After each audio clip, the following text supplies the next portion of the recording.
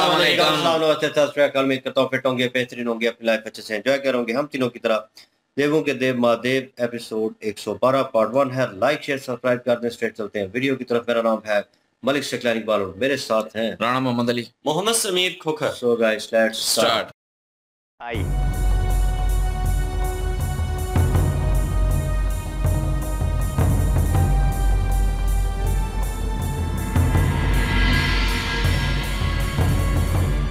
ऋषिवर आसन बन चुके हैं। कृपया आप अपना आसन ग्रहण कीजिए। हमारा आसन दक्षिण दिशा में? क्या आपके आश्रम वासियों को इतना भी ज्ञान नहीं कि दक्षिण दिशा मृत्यु की दिशा होती है? ऋषिवर, मेरे विचार से तो सभी दिशाओं में भगवान का वास होता है, तो फिर कोई भी दिशा अशुभ कैसे हो सकती है? यह हमारा अपमान करने का प्रपंच है महर्षि सनक। हमारा आसन दक्षिण दिशा में इसलिए है ताकि शिव का आसन स्वयं उत्तर दिशा में। जब तक हमारा आसन उत्तर दिशा में नहीं होगा, हम ये शास्त्रार्थ नहीं करेंगे। शिवर आप नहीं, ऋषि दत्त जी, ऋषिवर की इच्छा का पालन किया जाए। दक्षिण दिशा में मैं स्वयं बैठूंगा।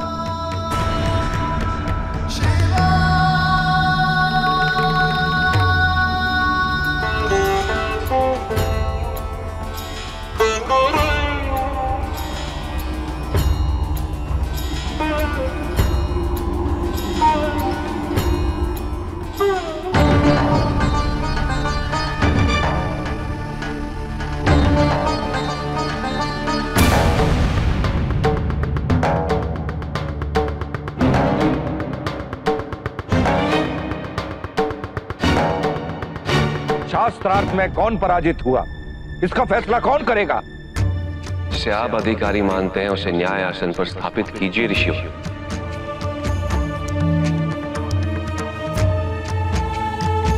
मैं तो ऋषभ को भी ज्ञानी मानता हूं।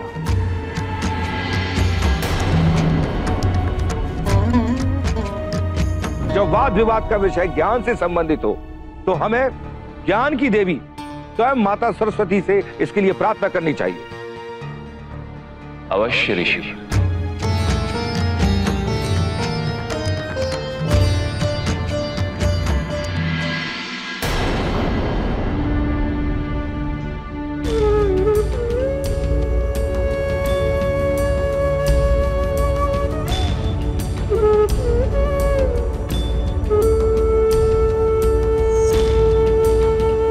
मैं आपके दुख को समझ सकती हूँ माँ। सती की अनुपस्थिति से सारा भवन सूना लगने लगा है। हर कोने से उसकी कोई ना कोई स्मृति जुड़ी हुई है, विशेषकर उसके कक्ष से। प्रसन्नता इस बात की है कि इतने कष्ट सहने के बाद सती को शिव प्राप्त हो गए हैं। सती के सारे दुखों का अंत हो गया है माँ, सारे दुखों का अंत हो गया है। शिव सती को बहुत सुखी रखेंगे। इसी बात की तो चिंता है कि प्रजापति से सती का यही सुख तो देखा नहीं जा रहा। यदि ऐसा नहीं होता तो क्यों वे अपने भाइयों से कहते कि वे शिव के पास जाएं और शास्त्रार्थ में उन्हें पराजित करें? क्या मैं नहीं समझती कि प्रजापति की मंशा क्या है? उनकी मंशा है शिव को अपमानित करना। मां,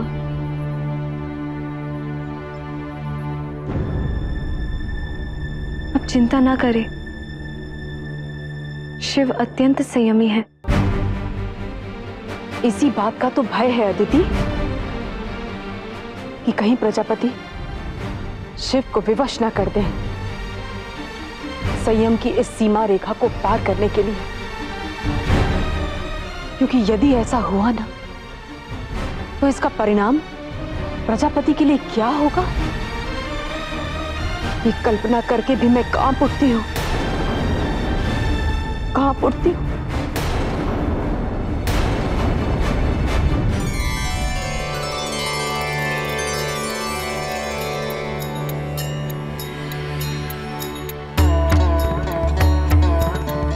विश्व में प्रत्येक कार्य किसी अन्य कार्य का कारण होता है। मैं अपने अंतर्चक्षु से ये देख सकती हूँ कि आज के शास्त्रार्थ से क्या फलित होगा। फलित तो यही होगा कि वेदों में चौथे वेद को सम्मिलित करने का शिव का प्रपंच निरर्थक हो जाएगा माते।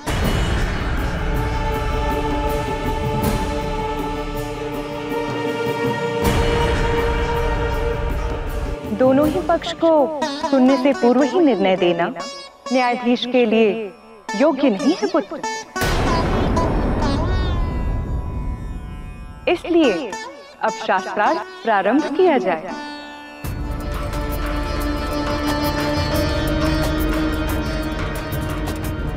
हे महादेव, किसी ग्रंथ को वेद की संज्ञा प्रदान करने का दुस्साहस करने से पहले आपको यह सिद्ध करना होगा कि आपको महिमामय वेद त्रयी का ज्ञान है।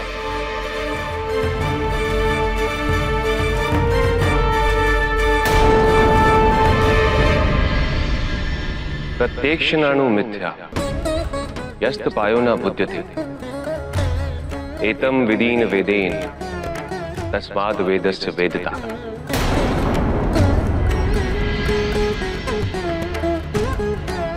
अर्थात जो कुछ प्रत्यक्ष ज्ञान द्वारा या अनुमान द्वारा या किसी भी और तरीके से नहीं जाना जा सकता, उसे भी सहजता से वेद द्वारा जाना जा सकता है।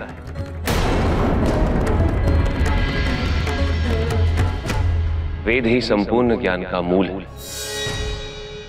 स्रोत है।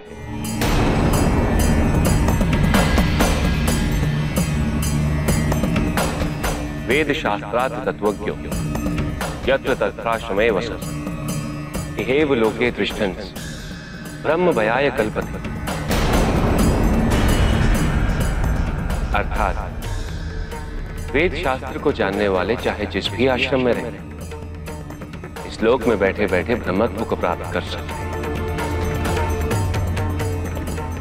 यही वेद की महिमा है। क्या सोचते हैं आप? वेद की 2-4 सूक्तियां याद करके वेद को प्रमाणित करने का अधिकार मिल जाएगा आपको?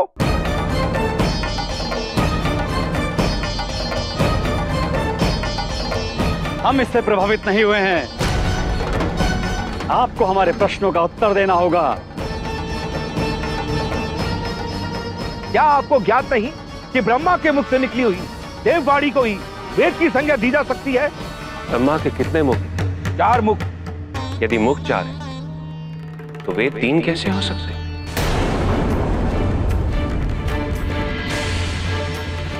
ऋषि अथर्व द्वारा संकलित यह ग्रंथ भी आपके पिता ब्रह्मदेव के मुख से ही निकला था। क्या ब्रह्मदेव के मुख से? क्या प्रमाण है इसका? प्रत्येक कल्प के अंत में सृष्टि का विसर्जन होता है तथा पुनः सृष्टि के निर्माण से पहले ब्रह्मदेव निद्राधीन रहते हैं। इस अंतराल को विकल्प के नाम से जाना जाता है। इस काल में समस्त वेद और ज्ञान ब्रह्मदेव के मस्तिष्क में समाहित रहता है। नए कल्प के निर्माण से पहले ये सारा ज्ञान ब्रह्मदेव के मस्तिष्क से अंतरिक्ष में प्रवाहित होता है। इस ज्ञान का संग्रह और दर्शन केवल देवगण और दिव्य दृष्टिवान ऋषिगण ही कर सकते हैं। किंतु इस कल्प के आरंभ में ऐसा नहीं है। जब ब्रह्मदेव के मस्तिष्क से चारों वेद निकल रहे थे तो असुर हग्रीव ने इन्हें अपने अंदर स्थापित कर लिया।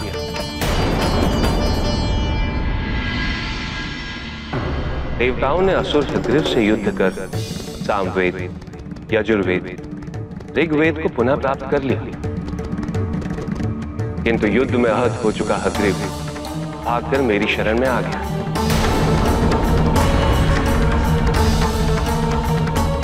हग्रीव असुर अवश्य था, किंतु उसने वेद पान किया था। मैंने उसे वरदान दिया कि वेदों को अपने अंदर धारण कर लेने के पुण्य से उसका जन्म मंत्र दृष्टा ऋषि अथर्व के रूप में होगा, और तब वो चौथे वेद के मंत्रों का दर्शन कर उन मंत्रों को संग्रहित करेंगे, संसार के सामने लाएंगे। असंभव। यदि यह सत्य होता तो क्या हमारे पिता ब्रह्मदेव हमें यह नहीं बताते?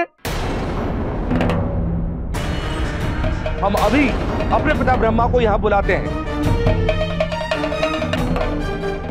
वो ये सिद्ध कर देंगे कि आप हम सबको भ्रमित करने के लिए असत का सहारा ले रहे हैं। यदि आपकी जिज्ञासा ब्रह्मदेव के आने से शांत होगी तो मुझे कोई आपत्ति नहीं।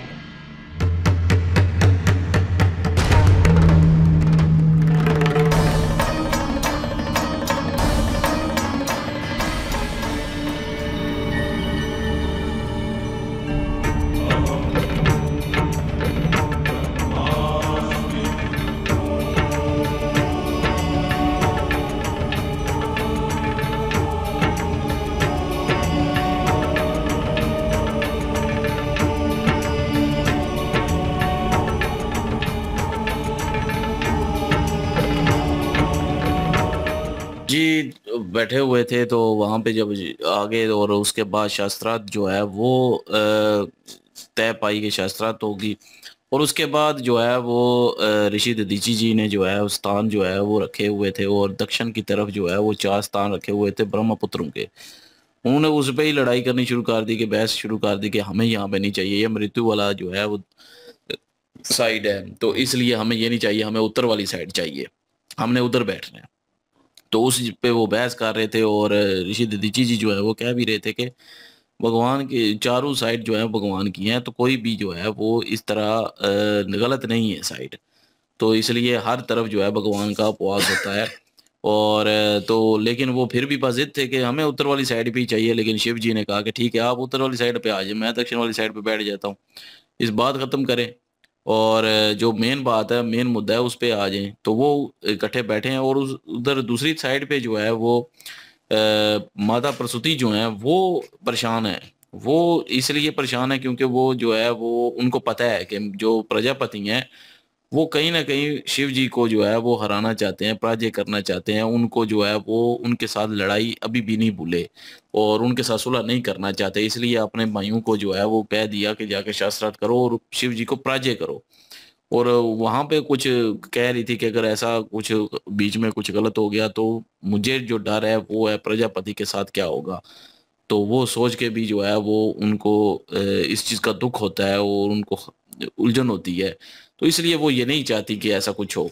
लेकिन फिर जो है वो शास्त्रार्थ शुरू हुए और पहला सवाल ही कर दिया कि आपको क्या ज्ञान है, तो अपना महिमा के बारे में, वेदों के महिमा क्या है, आप उसके बारे में क्या जानते हैं। तो फिर शिव जी ने जो है उस पर बयान दिए, उस पर अपनी बातें कही हैं, और लेकिन फिर वो आगे से जो है वो अपमान करी जा रहे हैं कि 2-4 ये श्लोक सुना दिए या ये 2-4 लाइनें सुना दी और सुर्खियां सुना दी वेदों की, तो क्या हम मान जाएंगे आप, तो ये आप क्यों कर रहे हैं। उस पे जो है फिर आगे बहस हुई। जी बिल्कुल जी, और बहस के दौरान ये बात भी तय हो चुकी थी कि कौन है जो हमारे दरमियान फैसला करेगा कि जीता कौन और हारा कौन। तो शिव जी ने कहा कि इनमें से किसी को भी चुन लो, मेरे लिए तो सभी ज्ञानी लोग हैं, मैं तो सबका सम्मान करता हूँ, सबकी रिस्पेक्ट करता हूँ। तो फिर उन्होंने कहा कि जो ज्ञान की देवी है माता सरस्वती, फिर उन्हीं को बुलाते हैं, वो आकर फैसला करेंगी कि हम में से जीता कौन है और हारा कौन है। जब उनको बुलाया गया तो उन्होंने कहा कि मैं अपनी दिव्य दृष्टि जो है, तीसरी आंख जो है, उससे देख के बता सकती हूँ कि अभी के हालात क्या और आने वाले टाइम में क्या होने वाला है। तो यहाँ पे शिव जी का फिर से अपमान किया जा रहा था, और वो यही कह रहे थे कि यही आपको नजर आ रहा होगा कि शिव जी जो हैं वो, उनकी जो चाल है, एक किस्म की चाल है, ये फ्लॉप हो जाएगी, ये खत्म हो जाएगी। उन्होंने कहा मैं दोनों साइडों से बात सुनने के बाद ही कोई फैसला कर सकती हूँ, इस तरह एक पक्ष में मैं नहीं बात कर सकती। तो आप जो शस्त्रार्थ हैं उनका आरंभ कीजिए। और दूसरी साइड पर माता प्रसूति जो है वो काफी ज्यादा परेशान है इस बात को लेकर, और उनकी बेटी जो है अदिति, उनके साथ वो बातचीत कर रही हैं और वो कह रही हैं कि प्रजापति दक्ष जो है ना वो सिर्फ और सिर्फ शिव जी का अपमान करना चाहता है। अपनी चतुरता को लेकर अपने ही जमादा का अपमान करने जा रही हैं प्रजापति दक्ष। और क्या मैं नहीं जानती, मुझे सब पता है। अगर वो ये ना चाहते तो फिर क्यों अपने भाइयों को जाके कहते कि जाके तो शिव जी के साथ शास्त्रार्थ करें। बिल्कुल, ये वेद व्यास के ऊपर उनकी बहस काफ़ी हुई है और शिव जी ने उनको प्रॉपर वे में जवाब दे दिया है। और उन्होंने कहा अगर चौथा कहाँ से आ गया, तो उन्होंने कहा कि ब्रह्मा जी के जो उनके सर जो उन्होंने गिने हैं वो 3, उन्होंने कहा 4 हैं, तो 4 होने चाहिए। और उन्होंने वो जो ऋषि थे जिनका नाम वो ले रहे थे, वो सारा असुरों से ऋषि कैसे, अथर्व में क्या हाँ ऋषि अथर्व जो है वो कैसे भागे और कैसे आए और कैसे उन्होंने इनको शिव जी से वार्तालाप हुई, उन्होंने वचन दिया और वो सारा साहब था वो इन्होंने ही शिव जी ने ही कहा था उनको। तो मतलब यहाँ तक तो वो ठीक हो गया और शिव जी ने जवाब भी दे दिया, लेकिन इसके ऊपर भी वो मुतमिन नहीं है और वो कह रहे हैं कि हम अपने पिता को बुलाते हैं। अगर वो भी इस चीज़ की पुष्टि कर देंगे, वो कहेंगे कि ये आपने खुद से रचा हुआ है और ये फेक है किस्म का, तो वो भी रद्द कर देंगे आपकी बात को। और उन्होंने उनको बुलाया और वो वहाँ पे प्रकट हुए हैं और मेरे ख्याल में उनका भी ओपिनियन जो है वो शिव जी की तरफ ही होगा, नो डाउट, क्योंकि उनके ब्रह्मा के पुत्र जो हैं वो बड़े गुस्से में, अहंकारी और इस चीज़, क्योंकि वो मानता ही नहीं दे रहे इस चीज़ को, वो चाह ही नहीं रहे कि हमारे पिता के अलावा कोई और जो है वेद व्यास जो है इनमें चेंज करे या नया लेके आए। और वो जो सारे वेद थे वो तो ताकतवरों के लिए थे, जो जीत जाते थे। वही बात के जिस्म के मजबूत, दिल के मजबूत और इरादों के मजबूत जो होते थे उनके लिए थे वो वेद। लेकिन चौथा वेद जो है वो जो हारे हुए लोग हैं उनके लिए भी है। वो असुर हार चुके थे उस वक़्त, तो असुर जो हैं मेरे ख्याल में जितने भी हारे हुए लोग थे या हारे हुए जितने भी देव थे वो सारे शिव जी के क्या कहते हैं शरण में आ गए थे। तो उन्होंने मांग की थी वो चौथे वेद की, तो उन्होंने कहा फिर वरदान दिया था कि ऋषि जो अथर हैं उनके द्वारा जो है वो चौथा वेद लिखा जाएगा। और फिर जो है वो मतलब कि उस वक़्त उस जो वरदान दिया हुआ था वो अभी जो है पूरा हुआ है, जो कि अथर्ववेद उन्होंने नाम दिया है। और वो उसी तरह है जिस तरह के उन्होंने वरदान दिया था, ये उन लोगों के लिए था। तो इसलिए उन्होंने कहा कि ये आपके पिता ही चाहते थे कि ऐसा हो, क्योंकि उनके 4 मुंह थे, तो अब जो है वो 3 वेद कैसे हो सकते हैं, चौथा वेद भी है। चौथा मेरे ख्याल में उनका जो सर था वो शिव जी ने ही जो है वो मेरे ख्याल में उखाड़ा था ना शायद। हाँ उन्होंने उतारा था, उन्होंने उतारा था ना। पॉडकास्ट में सुना मैं, अभी पता नहीं है, गलत ना बोल दें, लेकिन ये है कि उन्होंने ही उतारा था वो सिर, जिसकी वजह से जो है वो अपना प्रजापति जो है वो शत्रुता निभा रहा है अपनी, शिव जी से जो है नफरत कर रहा है और शिव जी से दुश्मनी पाले हुए है कि उसने मेरे पिताजी का सर जो है वो उतारा था। तो हो सकता है कि उसी सर की वजह से जो है वो चौथा वेद जो है वो अथर्ववेद उनके महर्षि द्वारा के वरदान जो दिया हुआ था असुरों को, उसके जो है वो इवज मिला है। तो अभी पर आगे देखते हैं कि क्या होता है। अभी तो खत्म नहीं हुआ, आगे और शायद हो सकता है कि हमें पता चले। अभी तो ब्रह्मा जी भी आ चुके हैं तस्दीक करने के लिए, अभी वो क्या कहते हैं सुनते हैं अभी आगे। बिल्कुल जी, और नेक्स्ट पार्ट पे चलते हैं। लाइक शेयर सब्सक्राइब कर दें, इंशाल्लाह मिलते हैं नेक्स्ट वीडियो में। अपना क्या रखिएगा, तो हमें याद रखिएगा, तब तक के लिए अल्लाह हाफिज, पीस।